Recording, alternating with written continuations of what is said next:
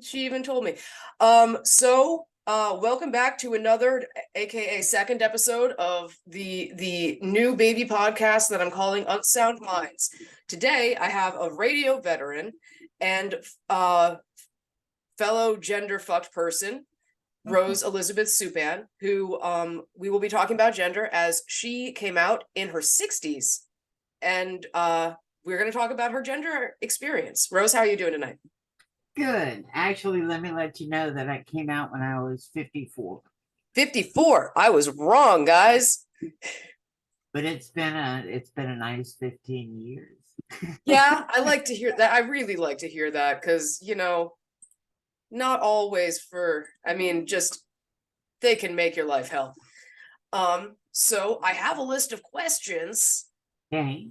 All right. So, when were you first cognizant of your gender identity? I would I was able to process that simply because of the events that transpired around it. And so it would have been around the age of 4. Would you mind catching up our audience about like what transpired around that time? What transpired around that time is there was a rule in my house that when a male reached the age of 4, it was okay to beat them. Oh, So yeah, that was the deal. but you were trying to get out of a beating, obviously. No, I wasn't. As a matter of fact, I was a solidly truthful kid because I was raised Catholic and I was thought Oh no! supposed to be. And yeah, when I was in 3rd grade, I actually had a nun say, "Mr. Supan, will you please start learning to lie when I ask who was Yep. talking while I was gone?" And I was like, well, I'm not supposed to lie to nuns. No, you're So, supposed to lie to everybody, including yourself if you're Catholic. yeah, that's right. I did that a whole lot later. So yeah, so I was 4, and my father had a situation where he would just tell someone to go down the hallway to his bedroom. Mhm.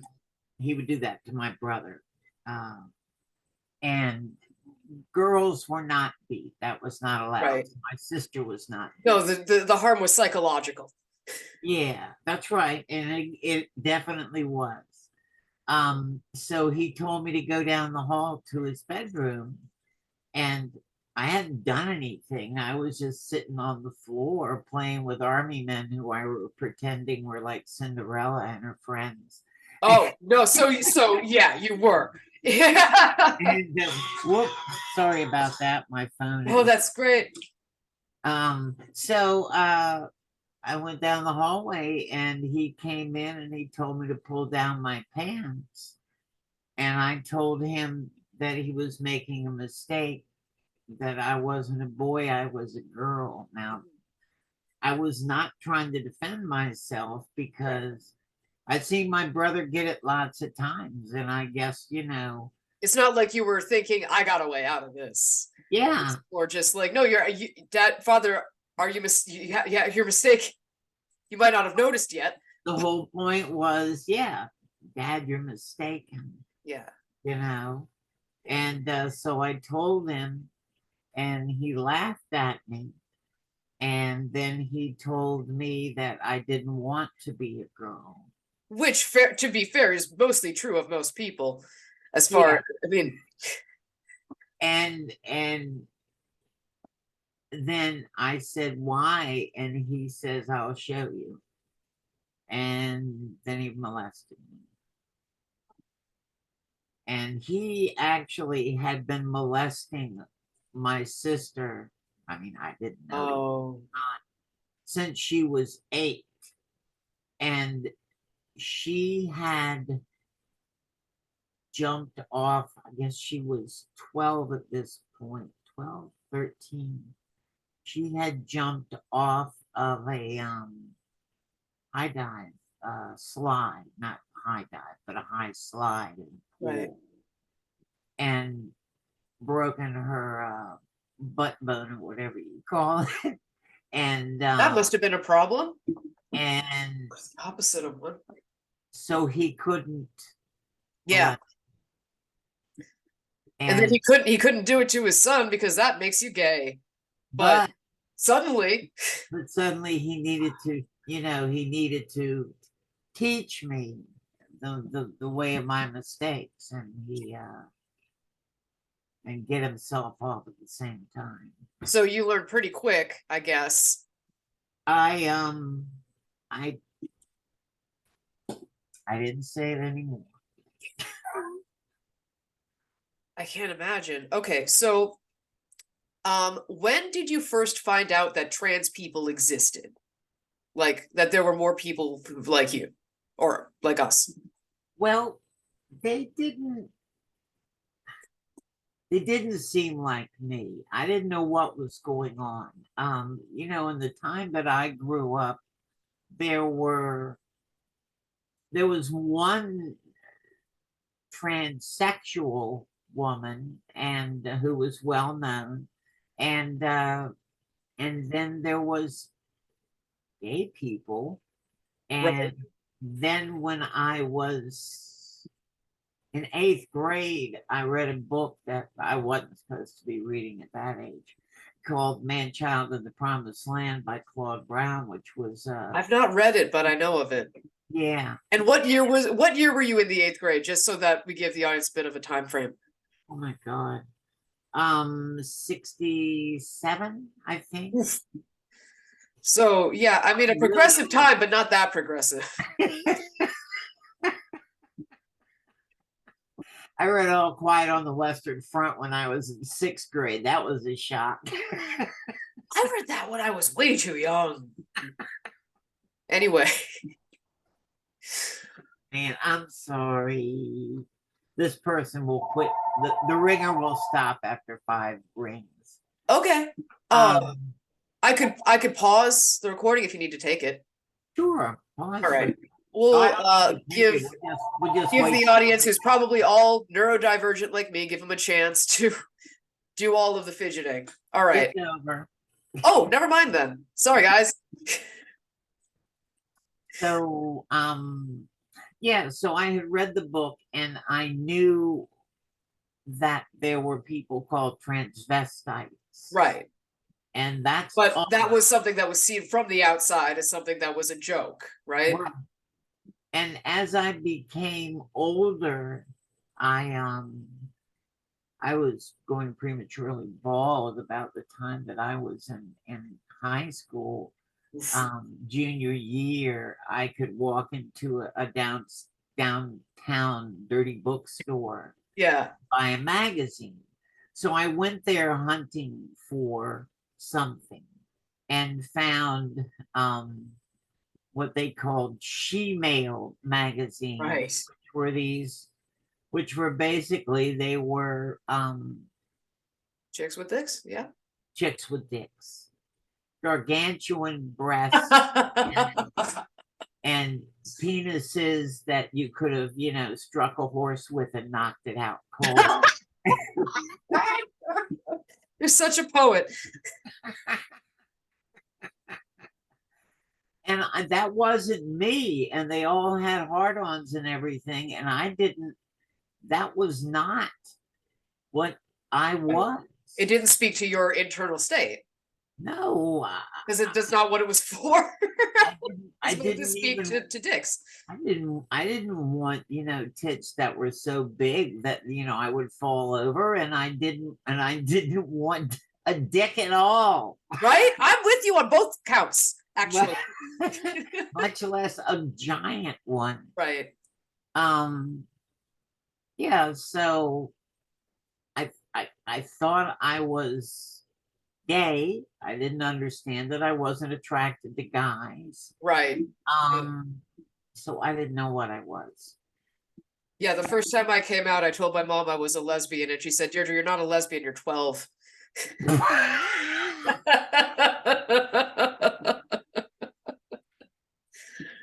Your mom. I know.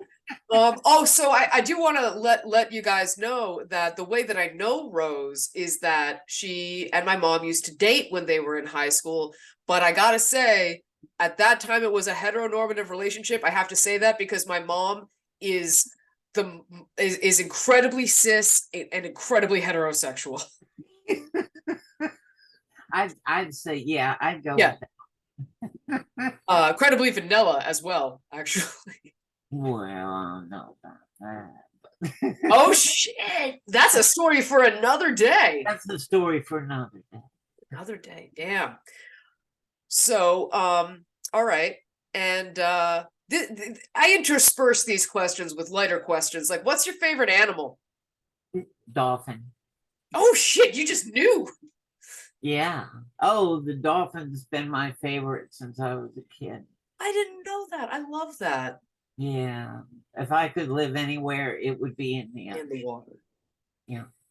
Yeah, I'm with you there. Like all of my like not knowing what to do with my body just sort of goes away when I'm in the water. Yeah. Yeah, Right? right. Feels perfect.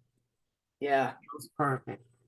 All right. So, did you confide your gender identity to anybody before you sent the coming out email to all of us? I think I may have even told your mother at one point. I would, yeah, that I was wondering about that Yeah, because she's so easy to talk to, or she can be. that I liked dressing up Right. as a woman. Right. Yeah, so I'm pretty sure I told her. I may have told somebody else too. I know, well, one person I know that I told just said you need to get laid. And Oh Christ. and then she took it upon herself, and I didn't have any fun doing it. You have no idea how many lesbians have like just sort of decided that I needed their tongue to like convert me, you know? Yep. So, and yeah, so that was a couple of people, I guess, and mostly when I was younger. Yeah. And then it just kind of I completely clammed up. Yeah, I what No I did matter no matter what was no matter how old I was, the situation, the banishment from who I was that my father right. set out that day was always with me. I may not have thought to myself, "Oh, my father says I can't do this," but No, but believe it's like trauma. Yeah. You yeah, put parts of yourself in a box and then you bury that box under the rest of your life, right? right. I Yeah. mean, I dressed up and stuff, and I certainly fantasized, but I also felt intense guilt afterward. Yeah. Wasn't real nuts about myself. Yeah. I tried to come out when I was 11. But like, my parents didn't know. And then like also the name that I chose for myself was Orlando. So that didn't go great. Nobody's And gonna call an 11-year-old kid Orlando. It's just not gonna happen. you probably just seen that movie, huh? No, it hadn't come out yet. Yeah, no. I don't know where I got it. That's amazing. Yeah. And my parents were just they sort of laughed it off, and that was I just put that part of myself in a box and I buried it under the rest of my life. Yeah. Yep. As is one is wont to do. Yeah. All right. So my next question is like what effect do you think the shame of your identity and the being closeted had on your substance use? It was part and parcel of it. Yeah. It No, was for most of part and us it is. parcel of it. It interestingly enough, it helped me escape thinking about it when I was, with people and getting drunk and getting stoned or whatever I was doing. Yeah. Everything except heroin that was available, I think, at that point. But when they were gone and it was late at night, it made it all the easier for me to dress and put on makeup Yeah, that makes sense. and really feel utterly comfortable Right. So it was sort of until, medicate the shame, but also disinhibit you. yeah. Okay, I And, get that. but in the end, I would eventually really loathe myself before the night was over. And Right. then, and so there was just kind of a cycle. Oh man, I can imagine. Yeah. All right. When I was a kid, and I'll just mention this, Yeah, please. when I was a kid growing up Catholic, I said my prayers every night, and I would pray that God would fix this. And I don't mean that God would just get rid of the knowledge that I was female. No, no, fix this as in you would wake up as a girl. Right, Yeah. right. And I used to have fantasies as I was going to sleep about my real parents showing up. I said, Oh, there's been a horrible mistake. You've got our yeah. daughter here.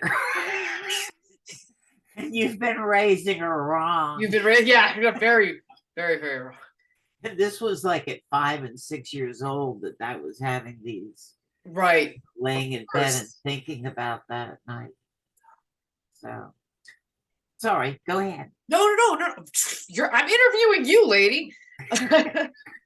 But the next question that I have on my list here is what is the biggest or toughest animal you think that you could beat in a fight?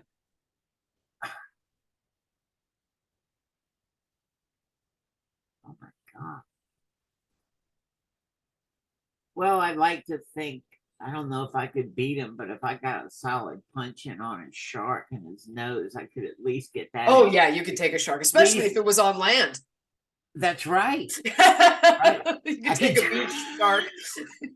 I could just run around it and occasionally zoom in and kick the shit out of it. Yeah. I always say that I could probably beat a chicken if its head had already been cut off.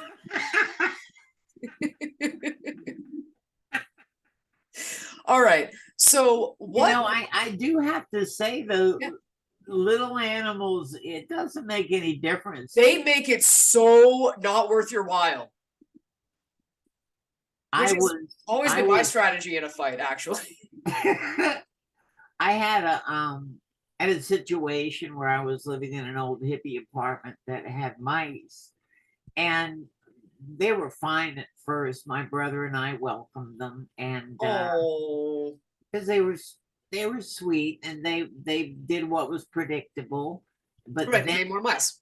but then a whole bunch of mice came in, and then it was like, all right, Then it became not so whimsical and fun. yeah, and so there was a mouse in my kitchen, and I decided that I was going to attack it with a broom, and You and just gave it a ramp to get in your face. well, what I found out was that if you cornered them and started hitting them with a broom, they would make a horrible noise and jump up at your face. Which I didn't know mice could jump that high. Oh man. And I did what was expected of me. I ran out of the house. It's the mouse's house now. That's right.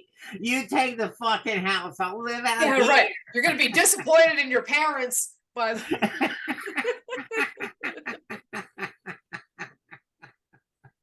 all right. So my next question was, what if there was any? What was the last straw that pushed you to decide to come out? Was it a big aha revelation, or was it like cumulative?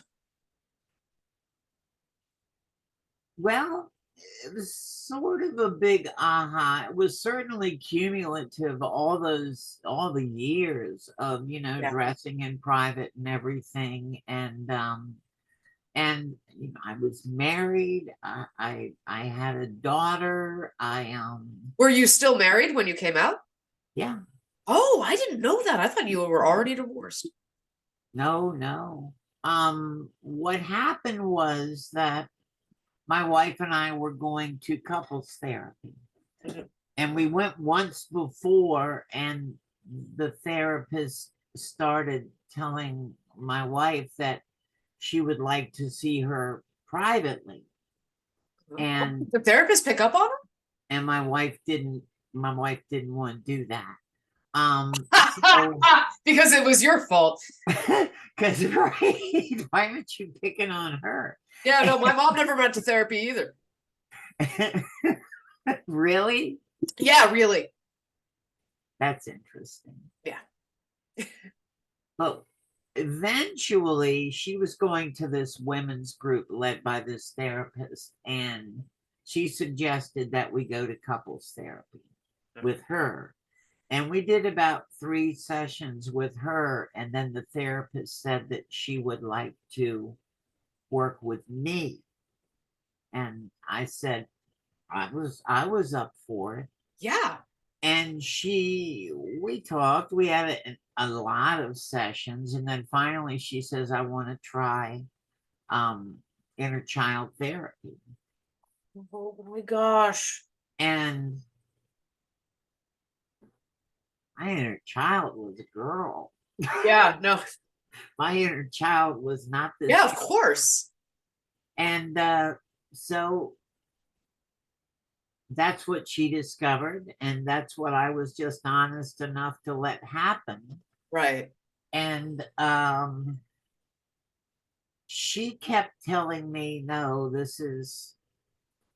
you don't understand, because of your father and everything, you just need to capture your male archetype. Oh, for fuck's sake.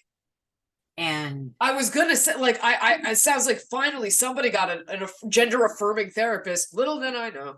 no, no, no, no, so she, had me read a book about the male archetypes, the 4 male archetypes, Divine masculine. the lover.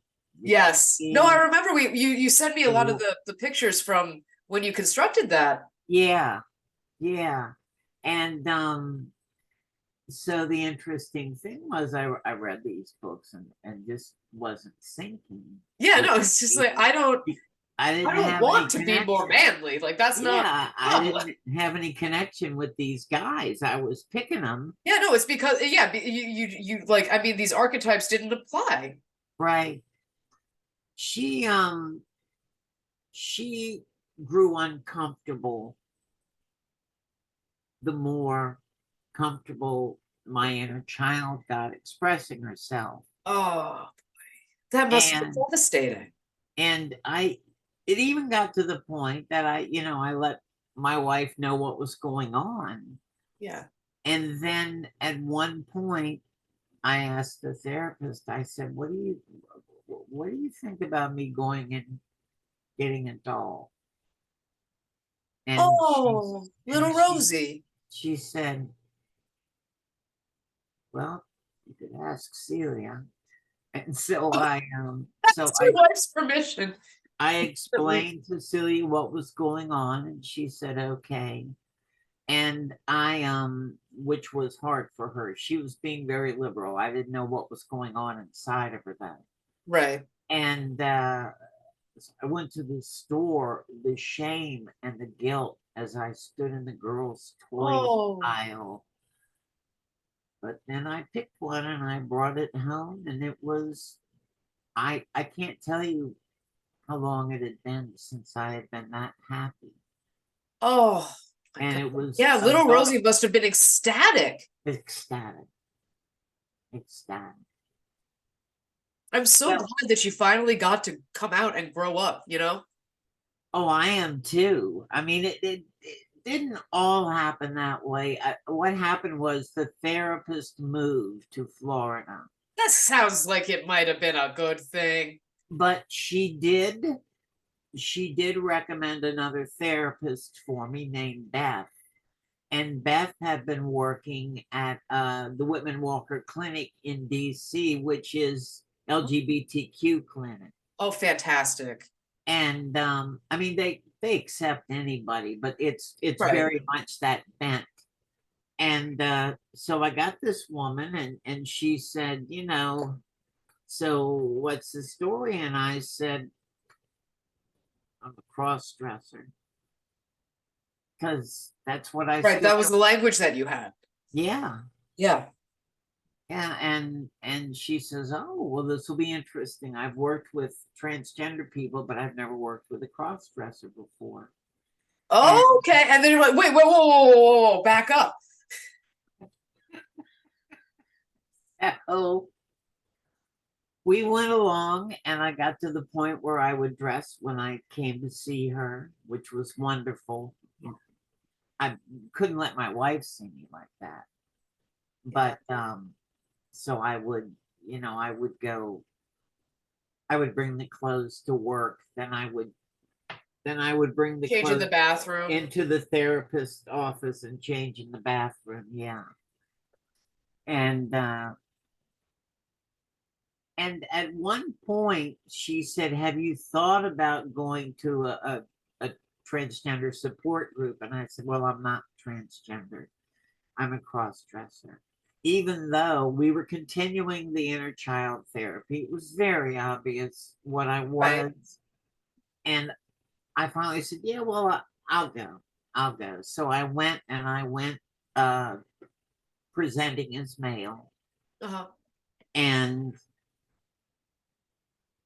I went home that night and I couldn't believe it. I was going like, I've got so much in common with these people. You know, I I never, imagine it was easier to talk to them too, because you weren't putting all of your thoughts through like a man filter, you know? yeah, I was just sitting there taking in what they were saying mostly. I mean, I even introduced myself as a cross dresser, Mhm. and a couple of them looked at me funny. You And know, the kids don't even let you say transsexual anymore. huh? The kids don't even let you say transsexual anymore. They will tell like old school trannies off. They don't know. I don't use that word usually. Yeah, no, I get. I don't use the word. I mean, anyway. Yeah, I mean, that's when I was a kid. That's who Christine Jorgensen was. She was the famous transsexual. Okay. Yeah. Not familiar with the name. She was she was a naval officer, No way. and she had the operation, and it was successful, and she became, on top of everything else, she became an entertainer. Fuck yeah. Good for her. And performed in nightclubs singing and dancing and stuff like that, and all these guys who probably were taking their wives and things but secretly thinking Mhm. of something else. There's a great if you're familiar with the show American Horror Story, in their season Hotel, there is a trans woman who's a character there who said that she married her wife because they had the same dress size. I highly recommend that season of that show. There was a time when my mom and I had the same dress size. That was great. Like, Bet. all the clothes are right here every time she Yeah, went really. out. So yeah, so it came down to me becoming more comfortable with it, accepting the fact that I was transgender, at the same time thinking to myself, okay, I will get dressed to go to the trans group, which is once a month. Right. I will dress once a week to go see my therapist. Right. The rest of it, I want to keep this marriage. And my Uh, wife doesn't want to see me as I am. And oh, so that's gotta tear one apart. I'll balance this because I Yeah. don't want to lose her. And I had told her that. And one day I came home from a therapy after I changed my clothes, and I came home, and she said, "When does this end?" And I say, What do you mean, when does this end? Am I supposed to put her away now? Like, Yeah, and well, that's just what she said. She says, when does all this therapy come back to you being purely male? oh wow. She had been denying everything that had Yeah, been so she like talked about. misunderstood. She had misunderstood. She blocked. Yeah, yeah. No, that's a good there's not such a fine line between misunderstanding and denial. Looks like she Yeah. was in that camp. And so I told her, I said, look, I'm not gonna be that. No, that's my man costume. I'm transgender, but I am happy to be a male for you. And if I can express myself as a woman, a couple of times, 5 times a month, that's all I'm asking. And she said, if you don't go back to being completely a guy, the marriage is over. And I was very silent. And then I Oh, said, Rose. then the marriage is over. I'm applauding you right now. And That's then she went ape shit and she yeah. outed me to a whole bunch of her friends. And Oh god damn it. it, So I guess at that point you might as well send the email. well, no, I didn't for a while, and then I realized that she had told actors in the area. Oh. And We all know how good they are at keeping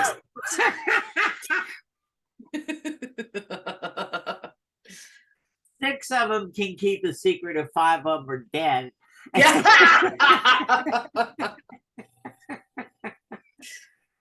and, um, um, and so I started realizing that something had to be done. Yeah. And that's when I was contemplating, what in God's name am I going to do at work? And Right. because I dealt with actors every day, and it was just going to be a matter of time. And in fact, it was just a matter of time. It's amazing, the Actors Network. Yeah. So Theater yes, kids. so Never and when stop I being theater and kids. when I told them at work, it didn't go well either. And at the time you were still in radio, yes?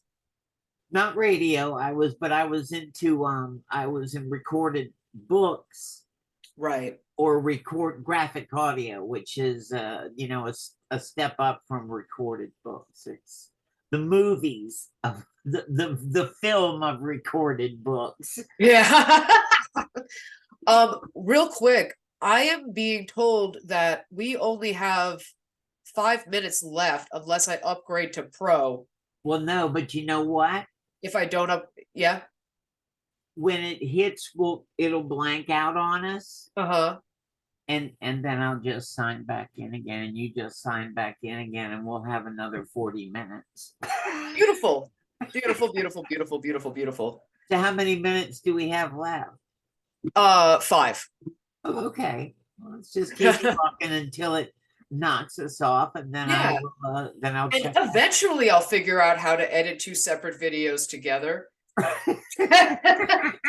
Or I'll just release this in 2 parts, which is more likely. There you go. So in that case, we might as well just shoot the shit for the remainder of our time. Sure.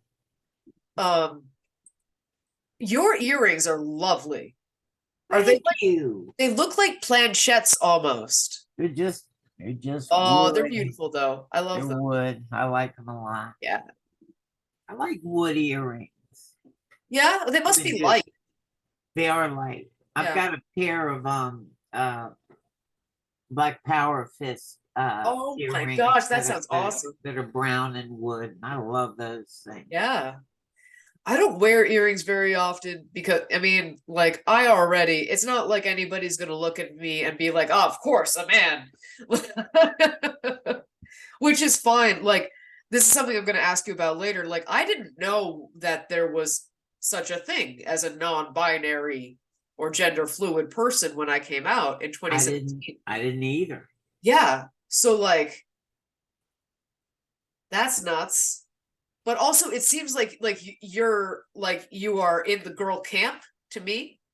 But do you feel fluid at all? Yeah, yeah, but I'm so much Fem. 99% of the time I am femme. When Yeah. I go into work though, I have to be, as soon as I step into a booth, I'm acting, they're males. They're all Really? males. So did Well, voice they're not all. your the hormone the estrogen didn't really change that. The estrogen does not change a male voice. Right. Oh, so you can still access those deep notes? Oh yeah. Oh my god! I felt like the Kool-Aid man just jumped through the wall. Andrew across the room said Jesus. Yeah. Oh my god, that's great. Yeah, no, no, trans masculine people who Yeah, I know. T I was on voice. testosterone. I can't get it, or like I haven't had access to it in like in a month or so. That's How come? well, I used to think it was because like the pharmacist at CVS like didn't approve, but there is a pharmacist strike going on nationwide at CVS and Walgreens locations. Yeah, nobody seems to know, I didn't but know there that. is. And then the only other chain conglomerate pharmacy is Rite Aid, and they just went bankrupt. Oh my God. Yeah. So I switched everything to Rite Aid, and because it's going to take a while. Right. Um, but yeah, like if you have any problem, like that's why if you go to CVS or Walgreens. Um, but like I already had like done like masculinizing exercise. I'd learned how to deepen my voice naturally. And then when I didn't tell you, this is funny. I'll just get this in real quick. So the average dosage, if you're doing it if you're doing 3 times a week injections, is like 3-4 milligrams. Uh-huh. I hadn't bothered to check, and I thought, well, what's one vial? One vial is one dose, right? I was doing 200 milligrams of testosterone Oh my God. twice a week. Holy I shit. know. I told my doctor, she was like, did you grow hair like on your eyeballs? What happened? My voice did deepen, and fortunately that's permanent, but like that's all that happened. No facial hair or anything? No, dude. I don't think my brother can grow a full beard. He's like 25. Like, If you stick with tea long enough, it's gonna make a oh difference. no, I've seen what happens like 9 years in. Although I like being androgynous, and it seems like my doctor put me on a medication that seems to it's like prescribed to like women who have breast cancer in their family, Uh-huh. and I believe it's meant to shrink my titties. That would be really cool. Otherwise, I don't know why she put it on. I was gonna say that's what you wanted to begin with. That's Or part of it exactly. anyway. But right now, I'm just trying to lose weight, and then maybe that will make my back and neck pain less. Oh, we're gonna blank out. Okay, I'll see you in a sec. See you in a second.